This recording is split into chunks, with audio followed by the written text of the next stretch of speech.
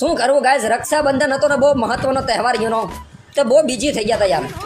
ક્યાં ક્યાં કેટલે દૂર ગામડે સુધી જવું પડે યાર. ગામડાના માનવી સિટીમાં આટો મારી આવો હોતો હોય, અને સિટી યાર પછી સિટીમાં જઈને પછી ખબર પડી યાર ગામડા જેવી મજા નહીં હો ખરેખર. આપણને એમ લાગ્યું યાર પાણીપુરી સાયકલી સિટીની, પણ ઠીક હવે કેમિકલ યુક્ત પાણીપુરી બ્રો. તમને એમ લાગે હમણાં તમને એરવા સડી જાય, મગજમાં પાણીપુરી સડી ગઈ મારો તો. 2 દી સુધી બાટ્યો ખાઈ હજી પાત જ કરું છું, ખાધી જ નહીં ખરેખર હો. એને કરતા અમારા ગામડાની પાણીપુરી એકદમ શુદ્ધ ગાય બોલે તો ઓલું કેમ હાઇજેનિક બ્રો, અને મફતમાં ગાય ભાઈ બંધો તો પાણીપુરી વેચવાવાળા યાર. આજે સુધી કેટલાની પાણીપુરી ખાઈ જાય ખબર નથી. અમારી પાસે પૈસા ન લે યાર, શું કરું ભાઈ બન એટલે હારા ને.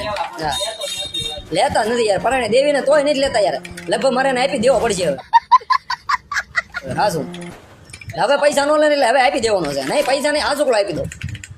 ભાઈ બંધીમાં પણ એટલું બધું હા વાંકું ન પડે કે આપણો ભાઈ બંધ આપણી મારીને ભીયો થાય યાર.